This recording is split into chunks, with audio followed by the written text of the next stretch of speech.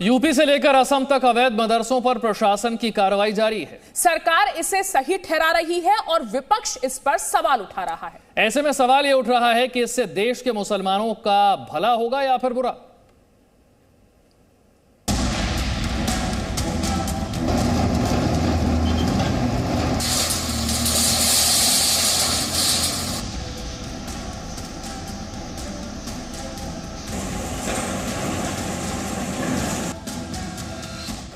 Bulldozer चला देंगे, आपको जिहादी मिला पकड़ के ले जाइए, 1 मिलता 10 मिलता पकड़ के ले जाइए, हमारा कोई से नहीं है।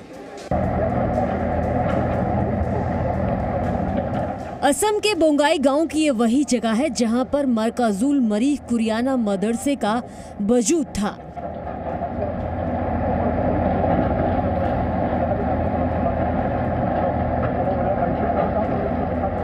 चंदन उगाएंगे तो चोर आएंगे, बेच नहीं सकते, ये सोचकर आप चिंतित हो क्या?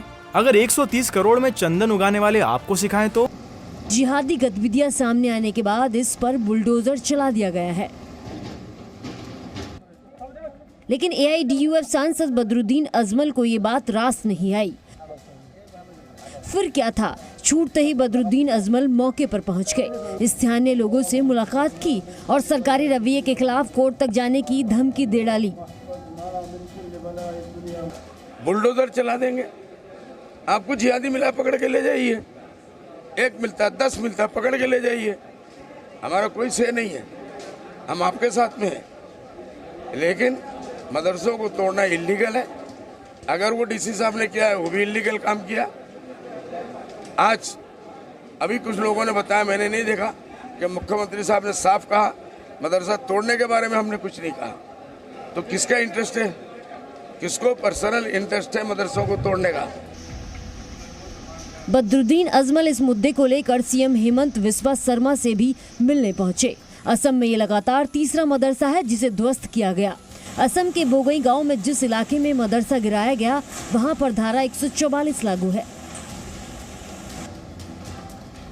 जिस दिन असम के बोगई गांव मदरसे पर कार्रवाई हुई उसी दिन यूपी सरकार ने फैसला लिया कि राज्य के सभी मदरसों का सर्वे होगा। आदेश के मुताबिक यूपी के सभी गैर मान्यता प्राप्त मदरसों का सर्वे कराने के निर्देश जिलाधिकारी को दिए गए हैं। इसी बात को लेकर सियासत में संग्राम छिड़ा हुआ है। AIMIM अध्यक्ष असदुद्दीन ओवैसी ने मदरसा सर्वे को छोटा NRC का नाम दिया और कहा कि इसका मकसद सिर्फ और सिर्फ मुसलमानों को परेशान करना है। को राइट क्या है सर्वे करने का, वो पूछने का जाकर कितने लोग हैं। और ये सर्वे, ये जो मदरसे हैं मैडम, ये उत्तर प्रदेश में छुपे हुए नहीं है, खुलेआम चल रहे हैं। मगर आप सर्वे करने का आपका मकसद क्या है? आपका मकसद एक ही है कि हरास करना, फिर आप बोलेंगे नहीं ये मत पढ़ाओ वो मत पढ़ाओ। हालांकि यूपी सरकार ने ओवैसी के इस आरोप को खारिज किया है और कहा कि कोशिश मुसलमानों का भला करना है।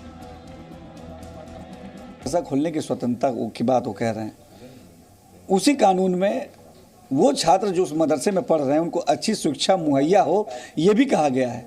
तो उसी चीज़ों का अनुपालन सरकार कर रही है कि जो छात्र उन मदरसों में पढ़ रहे हैं उनको अच्छी शिक्षा मिले, बेहतर व्यवस्था मिले, उनके तरक्की के रास्ते खुलें, ये चीज़ें सरकार सुनिश्चित कर रही है। और ओवैसी साहब को हमेशा भटकाने वाली राजनीति करना पसंद है।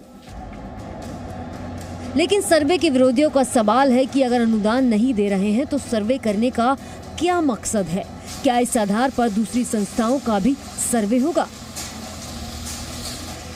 ब्यूरो रिपोर्ट, जी मीडिया। चंदन उगाएंगे तो चोर आएंगे, बेच नहीं सकते, ये सोचकर आप चिंतित हो क्या? अगर 130 करोड़ में चंदन उगाने वाले आपको सिखाएं तो?